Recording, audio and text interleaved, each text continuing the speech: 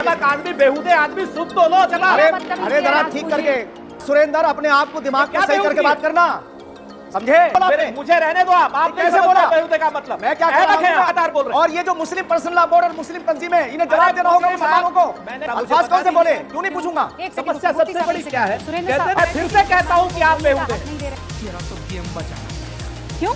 ये मुसलमान नहीं है, ये ला इलाहा इल्लल्लाह पढ़ने वाला नहीं है।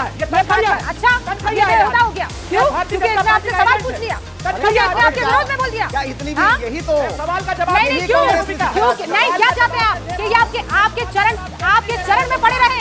हाँ, अपनी टोपी निकाल के आपके चरणों में दे दे और खुश हो जाए, आपसे सवाल ना पूछे। सक्चर कमेटी की रिपोर्ट जो बता रही है पिछले सालों में सुरेंद्र राजपूत जी आपसे पूछा ना जाए, मुझे ये बताइए।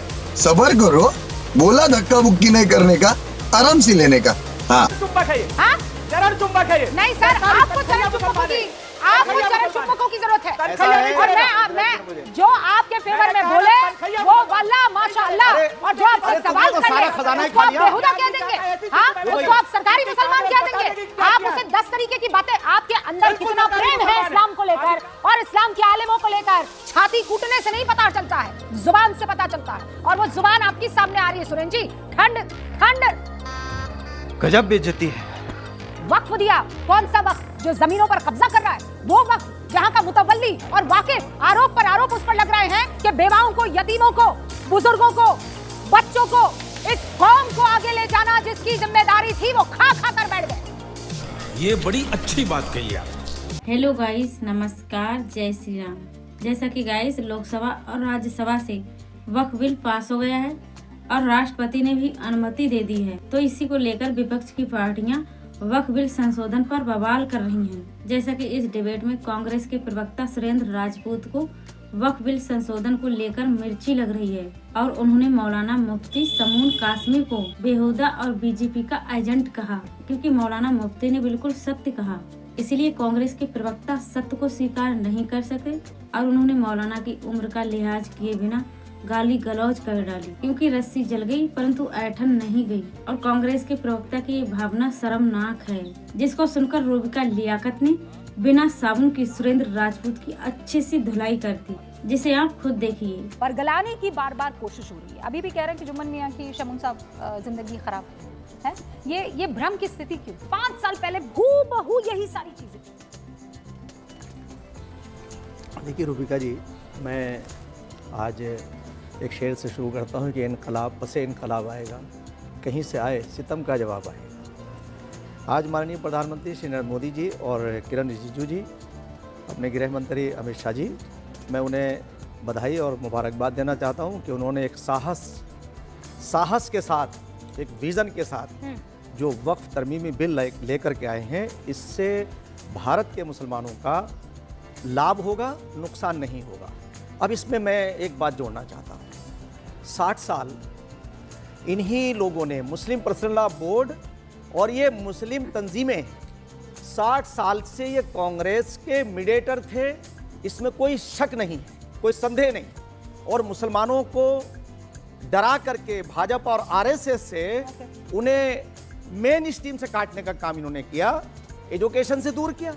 आज मैं आपसे ये बता दूं कि पूरा भारत दंगा मुक्त होने के कारण शांति है, सुकून है। मुसलमानों के बच्चों का आप पिछली सरकार में कांग्रेस की देख लीजिए, जो रेशियो है, हर साल 50 से ज्यादा बच्चे यूपीएससी में आ रहे हैं, वो राष्ट्र से जुड़ रहे हैं, राष्ट्र की सेवा से जुड़ रहे हैं। ठीक है, अब आप चूंकि आपने आरोप लगाया है सुरेंद्र जी, बताइए, फिर भी आप यही राजनीति कर रहे हैं। वो आरोप लगा रहे हैं कि आपकी सरकारें थी ना, 70 साल तक रही है ना, क्या किया आपने?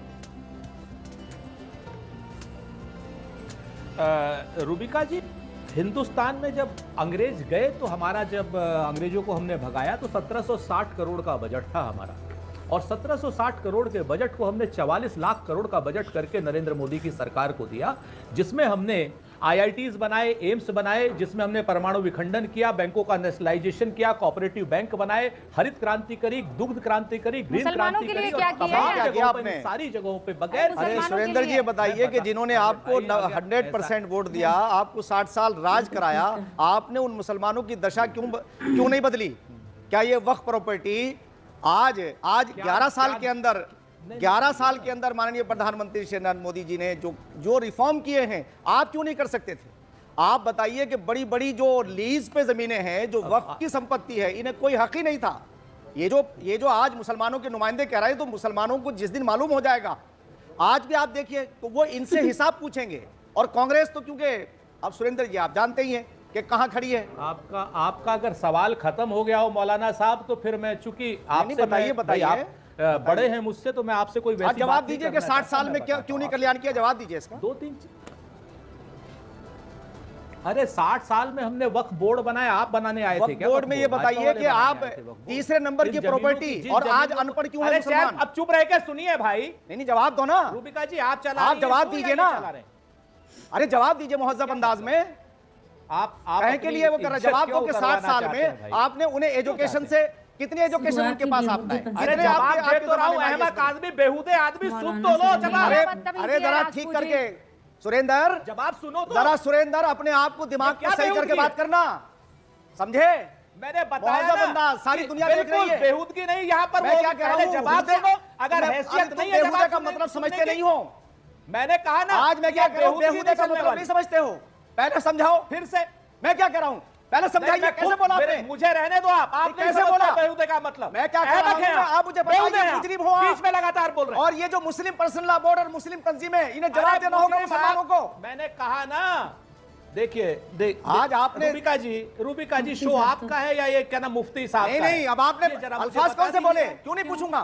समस्या सबसे बड़ी क्या है? अपनी जवाब दीजिए अपना। अल्फाज तो मैं फिर से कहता हूं कि आप बेहुदे हैं। नहीं दे रहे हैं। आप कह रहे थे मुसलमानों को दबाने की कोशिश है, आप कह रहे थे मुसलमानों को दुआम दर्जे का बनाने की कोशिश है। ये आदमी जो बैठा है ये मुसलमान नहीं है। हाँ, आज जब बोल रहे हैं तो आप बोल रहे हैं बेहुदे आदमी। क्यों? ये मुसलमान नहीं है, ये ला इलाहा इल्लल्लाह पढ़ने वाला नहीं है, ये अच्छा ये बेहुदा हो गया। क्यों? क्योंकि इसने आपसे सवाल पूछ लिया, इसने आपके विरोध में बोल दिया। क्या इतनी भी यही तो सवाल का जवाब नहीं, क्यों नहीं? क्या चाहते हैं आप कि ये आपके चरण में पड़े रहे? हाँ, अपनी टोपी निकाल के आपके चरणों में दे दें और खुश हो जाएं, आपसे सवाल ना पूछें। सच्चर कमेटी की रिपोर्ट जो बता रही है पिछले सालों में सुरेंद्र राजपूत जी आपसे पूछा ना जाए, मुझे ये बताइए। मैं फिर अपने आप को शांत कर रही हूँ और बताइए सुरेंद्र भाई, ना पूछा जाए आपसे। चरण चुंबक है ये। हाँ, चरण चुंबक है ये। नहीं सर, आपको चरण चुंबकों की जरूरत है।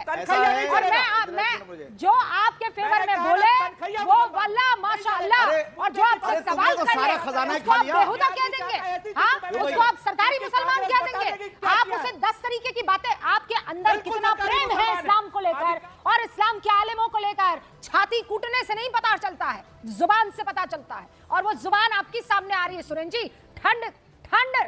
ठंड रखिए। आप बुजुर्ग आदमी है और आप किस तरीके से उनसे बात कर रहे हैं? मैं आपको बताऊं, 3 लोग एक ही पार्टी के, सोनिया जी, आलिम शख्स हैं ये, कैसे बात कर रहे हैं आप उनसे? अरे तुम्हें तो शर्म आनी चाहिए, तुम्हें तो इस लायक भी नहीं है कि तुम्हें टिकट ही मिल जाए।